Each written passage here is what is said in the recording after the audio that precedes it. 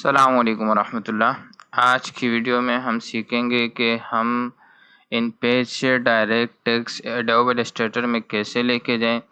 अक्सर गलती जो डिज़ाइनर हजरात करते हैं वो ये करते हैं कि एडोब इलस्ट्रेटर को पहले ओपन कर देते हैं। अब ये देखिए, यहाँ पर मैंने एडोब इलस्ट्रेटर को पहले से ओपन कर दिया है और अब मैं ओपन करूँगा इन पेज को। तो जब मैं एडोब इलस्ट्रेटर को पहले ओपन कर दूँगा और इमेज इन पेज को बाद में करूँगा, तो अब मैं जब इन पेज पे टेक्स्ट लिख के उसको डायरेक्ट एडोब इलस्ट्रेटर में लेके जाऊँगा तो वो टेक्स्ट में क्या आ जाएगा, एरर आ जाएगा। इसका सलूशन क्या है वो भी मैं आपको बता दूँगा। अभी मैं बताता हूँ आपको। ये देखें, मैंने एडोब इलस्ट्रेटर पहले ओपन किया हुआ था, उसके बाद मैंने इन पेज ओपन कर दिया।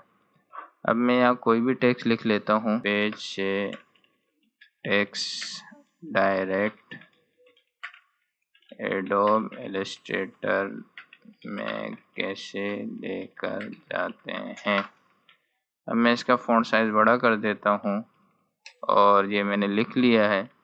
अब मैं इसको सेव करता हूँ ताकि यही फाइल मैं दोबारा ओपन करूँगा ताकि आपको समझने में आसानी हो जाएगी। ये मैं डेस्कटॉप पे इसको सेव करता हूँ और इन पेज टू एआई कर देता हूँ। अब मैं अगर यहाँ से इसकी सिलेक्शन लेता हूँ, सिलेक्शन लेने के बाद कमांड सी करके इसको कॉपी करता हूँ, कंट्रोल सी से कॉपी करता हूँ। मैं कोई भी टूल अगर यूज़ करूँगा तो यहाँ पर शो हो रहा होगा कि मैंने इस वक्त कौन सा टूल यूज़ किया। तो अब मैं इसको क्या करता हूँ, इसकी सिलेक्शन लेता हूँ, सिलेक्शन के बाद कमांड सी करता हूँ और कमांड सी के बाद मैं आता हूँ और इलस्ट्रेटर में यहाँ पर आकर मैं इसको पेस्ट करता हूँ। अब देखिए, यहाँ पर पेस्ट करने के बाद ये हमारा टेक्स्ट सारा का सारा ख़राब हो जाता है। तो उसकी वजह यही है कि हमने एडोब इलस्ट्रेटर को पहले ओपन किया है और इन पेज को बाद में ओपन किया है। हमें एडोब इलस्ट्रेटर को बाद में ओपन करना चाहिए और इन पेज को पहले। अब मैं ये एडोब इलस्ट्रेटर को ख़त्म करता हूँ और यहाँ से आके इन पेज को भी ख़त्म करता हूँ। अब सबसे पहले मैं क्या करूँगा, सबसे पहले ये मेरे पास इन पेज की फ़ाइल है, मैं इन पेज की फ़ाइल ओपन करूँगा। अब ये मेरी इन पेज की फ़ाइल ओपन हो गई। इन पेज की फ़ाइल ओपन होने के बाद मैं एडोब इलस्ट्रेटर को ओपन करूँगा। अब ये देखिए, ये अब मैं एडोब इलस्ट्रेटर को इन पेज के बाद ओपन कर रहा हूँ।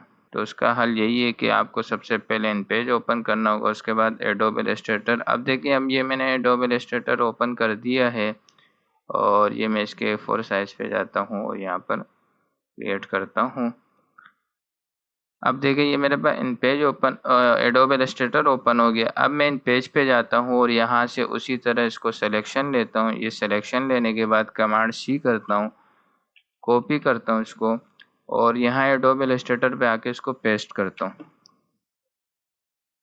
अब देखें, अब यहाँ पेस्ट करने के बाद मेरी कोई भी फाइल, कोई भी वर्ड, देखें कोई भी वर्ड मेरा ख़राब नहीं हुआ, सारा का सारा वर्ड सही आ गया। तो अक्सर साथी यही गलती करते हैं कि एडोब इलस्ट्रेटर को पहले ओपन कर लेते हैं और इन पेज को बाद में ओपन करते हैं, जिसकी वजह से ये मसला आता है। अब सिलेक्शन के बाद अब मैं जब भी इन पेज से एआई में फ़ाइल टेक्स्ट ले आता हूँ तो मैं सबसे पहले क्या करता हूँ, उसको ऑब्जेक्ट पे जाके एक्सपेंड करता हूँ और उसके बाद अनग्रुप करता हूँ। तो ये ऑब्जेक्ट के बाद एक्सपेंड करना लाजमी है, क्योंकि अगर हम देखें, अगर हम इसको, मैं वापस आ जाता हूँ। अब हम यहाँ टेक्स्ट लाने के बाद इसको एक्सपेंड नहीं करते हैं, ठीक है, यहाँ पर आकर इसको एक्सपेंड नहीं करते हैं और हम डायरेक्ट ही अनग्रुप कर लेते हैं। अब वो अनग्रुप से ये होगा कि ये देखें, ये हर एक वर्ड के साथ इतना बड़ा बॉक्स बनेगा, ठीक है। फिर इसकी सेटिंग करना हमारे लिए मुश्किल हो जाएगी। तो अगर हम इसको, मैं इसकी एक कॉपी लेके रख लेता हूँ, ठीक है। अगर हम इसको क्या कर देते हैं, ऑब्जेक्ट के बाद एक्सपेंड कर लेते हैं।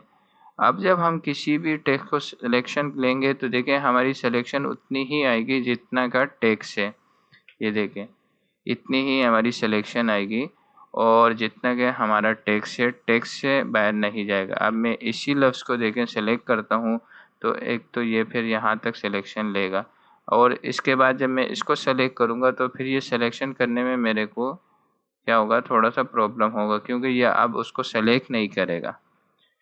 तो इस चीज़ का भी तमाम साथी ख्याल रखें। उम्मीद है आपको वीडियो पसंद आई होगी। अगर पसंद आई है तो लाइक करें और कमेंट में ज़रूर बताएं और अपना ख्याल रखिएगा और मेरा चैनल सब्सक्राइब करें।